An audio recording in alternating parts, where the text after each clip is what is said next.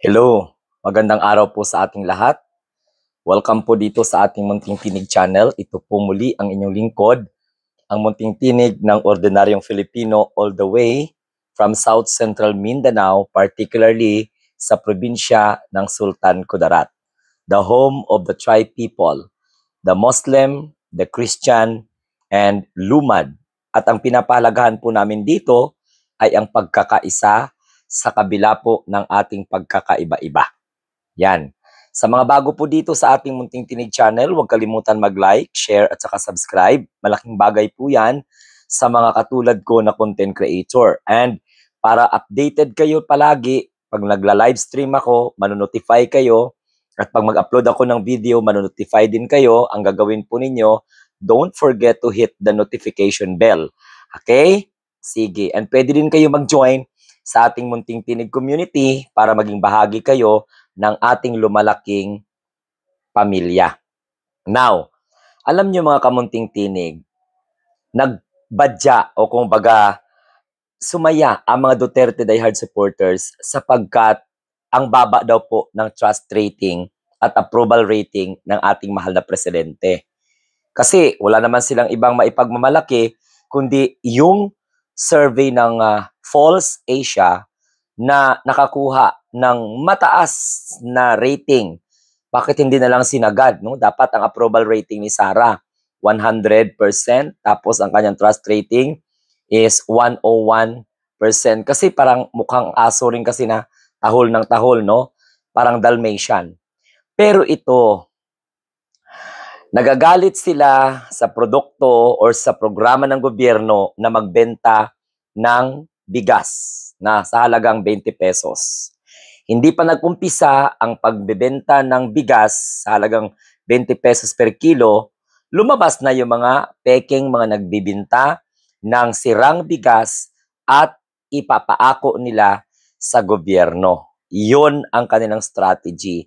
Kaya kung mapapansin po ninyo sa social media, mga kamunting tinig, nagkalat po ang mga video na kung saan may hindi po maganda na quality ng bigas at nilagyan ng 20 pesos para pagmukhaing totoong sinabi ni Sara Duterte na ang gobyerno ay magbebenta ng hindi pang tao na halaga na 20 pesos na bigas kundi pang hayop or pang baboy. Yan ang kanilang number one na plano. In short, pananabotahe. Kasi nagkalat na po sa social media, nakalimutan ng mga bugo, nakalimutan ng mga bobo na hindi pa agad-agad nag-umpisa ang pagbebenta ng bigas. Nauna po ang paninira. Yun. So, mabibitag talaga kayo mga Duterte diehard supporters na walang ibang ginawa kundi yung suportahan ng paninira ni Sara Duterte. Pero, mga kamunting tinig, hindi po yan ang gusto kong sabihin ngayon sa aking content. Kung baga, pasakali lang po yun. Ang main topic ko talaga, mga kamunting tinig, na ayaw po malaman ng mga Duterte diehard supporters, hindi matanggap ng mga DDS ang mga ganitong balita. Kasi sabi nga nila, sadsa daw po ang ekonomiya ng Pilipinas, wala na daw pera, lubog na daw sa kahirapan ang mga mamayang Pilipino, naubos na daw po ang asset ng gobyerno. Ganon ang ipinapangalandakan ng mga Duterte diehard supporters kasi naubos na daw po, nakurap na daw lahat ng pondo ng bayan under Marcos administration. Yan ang mga sinasabi ng mga Duterte diehard supporters. Pero bumalaga sa kanila ang balita na ito, mga kamunting tinig, no? Mainit-init po ito na balita na alam ko ayaw po itong marinig, ayaw po itong malaman, at hindi po idinidiscuss ng mga Duterte vloggers. Ang ano, na ang assets daw po di umano ng bangko ng ating bansa umabot lamang po sa 26.9 trilyon. So kung ilagay natin sa percentage, yung 26.9 trillion pesos na pagtaas ng bank asset ng ating bansa, 8% po yun. At yan po ay ayon sa Bangko Sentral ng Pilipinas. So umabot po sa 26.9 trillion pesos ang kabuuan, okay, o ang pangkalahatang bank asset ng ating bansa noong February Di ba? Noong February, mataas ng 8% kumpara sa 24.9 trillion pesos sa kaparehong kapanahunan, year 2024. Mantakin mo, isang taon, tumaas mula po sa 24.9 trillion ang bank asset ng ating bansa, February 2024, last year. Can you imagine that? Lalong tumaas ng 8%, 26.9 trillion pesos. So hindi ito gusto. Actually, wala pong nabalita itong mga Duterte Die Hard supporters na ito. So ano po ang inclination? Ano po ang ibig sabihin? Ano po ang advantage nitong pagtaas ng bank asset ng ating bansa, okay, from 24.9 trillion pesos to 26.9 trillion or 26.9 trillion pesos. 8% po ang itinaas. Oo, kasi 2024 itong report eh. So ang 2025 wala pa. So ang pagtaas ng bangko or ng bank asset po natin, yan po ay ayon sa ating mga eksperto, dulot yan ng paglago, no, ng total loan portfolio, interbank loans at reverse repurchase.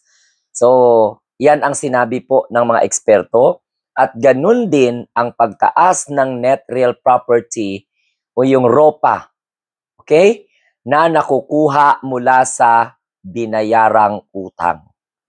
Matandaan po natin na sa panahon ng Marcos administration last year, umabot po sa 2 trilyong peso ang binayad sa utang. Natandaan niyo po yon? Di ba nagkaroon po tayo ng discussions na nagbayad po ang Marcos administration ng 2 trilyong peso sa ating mga utang. So yung pagtaas ng 8% ng ating bank asset, yan po ay dulot ng paglago ng mga bank loans, total loans portfolio, interbank loans, at reverse purchase. At isa pa sa itinuturong dahilan ng pagtaas ng bank asset ng ating bansa ay ang net real property po natin na nakukuha mula sa binayarang utang. Yan. Ayon po sa BSP, mga kamunting tinig, okay, o ang Bangko Sentral ay sapat or tinatawag na may sapat na financial buffer. So, ibig sabihin, may mga reserba ang bansa, no, laban sa anumang financial shock. Kaya kahit na magkaroon po ng financial crisis sa Asia or sa alinman, okay, inaasahan po na magpapatuloy ang paglago ng ekonomiya ng ating bansa dahil sa matatag na domestic market. And hindi lang po domestic market ang dahilan, kundi stable na inflation. Sa Marcos administration lang kaya bumaba, 8.7% ngayon, umabot po ng 1.8 something or 1.9% ang inflation rate po natin. So yun yung isang mga dahilan.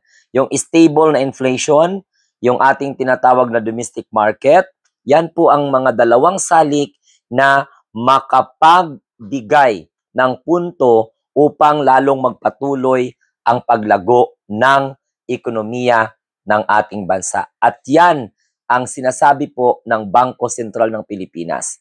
So umaasa ang Bangko Sentral ng Pilipinas na dahil po sa ganitong pagtaas ng bank asset po natin, okay, dahil mayroon po tayong sapat na financial buffer, pwede na tayong maging kampante at malalabanan po ng ating bansa ang anumang tinatawag na financial shock. At ang financial shock na yan, nangyayari po kapag halimbawa magtaas or bumaba ang halaga ng peso. So, ayon po yan sa Bangko Sentral ng Pilipinas. Again, ano po ang naging dahilan ng pagtaas? What are the different reason? What are the different factor ng pagtaas ng bank asset po ng ating bansa. Sabi ko nga sa inyo, makinig kayo at magbasa kayo at mag-research kayo. So again, ang pagtaas ng bank asset ng ating bansa, okay, ay dulot ng paglago, okay, sa total portfolio ng ating bansa. Paglago, no, dulot ng paglago ng ating tinatawag na total loan portfolio, yung ating tinatawag na interbank loans, at yung mga reverse purchase po natin. At gayon din, ayon po sa ating Bangko Sentral ng Pilipinas, isa din sa mga dahilan kung bakit naging mataas po ang ating bank asset, okay, from 24.9 trillion pesos, okay, to 26.9 trillion pesos sa magkaparehong buwan noong taong 2024, wala pang 2025. Yan din po ay ang tinatawag na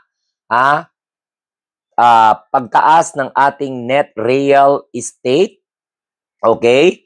At ganun din yung nakukuha po natin na what we call this, na nakukuha po natin mula sa binayarang utang po natin. At matatandaan po, ayon po sa ating latest vlog noon, na kung saan ay ang binayarang utang ng ating bansa ay 2 trillion pesos. So, kampante po ang Bangko Sentral ng Pilipinas na tayo po ay may sapat na financial buffer. Okay? Ang bansa natin ay may sapat na financial buffer laban sa anumang tinatawag na financial shock. Financial shock dulot ng global inflation, pagtaas o pagbaba ng ating peso o kung anumang mga salik. Okay? At inaasahan din po ng ating mga eksperto at lalong-lalo na dyan po sa Bangko Sentral ng Pilipinas na magpapatuloy di umano ang paglalago ng ekonomiya ng ating bansa dahil po sa matatag po ang ating tinatawag na domestic market. Okay?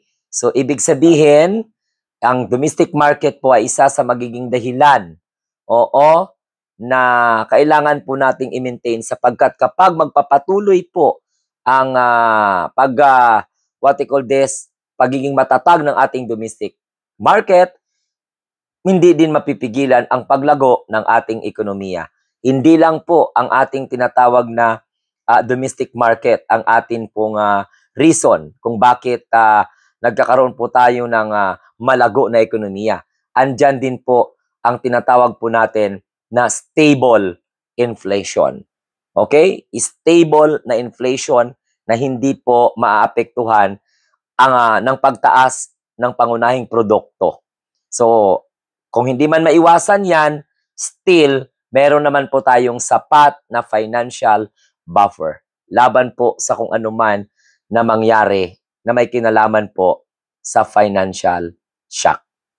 So again, uulitin ko, mga kamunting tinig, itong mga balita na ito ang hindi gustong marinig ng mga Duterte diehard supporters dahil busy sila sa kakapaniwala, sa pangguguyo, okay, pagmamanipula, pang-uuto, okay, panggagancho ni Sara Duterte sa harapan ng taong bayan para lamang po makakuha ng simpatya at suporta para hindi talaga lalong mapalayas sa kanyang tungkulin bilang Vice Presidente ng ating bansa. Again, uulitin ko, dapat po magbunyi tayo mga kamunting tinig sapagkat tumaas po ng 8%.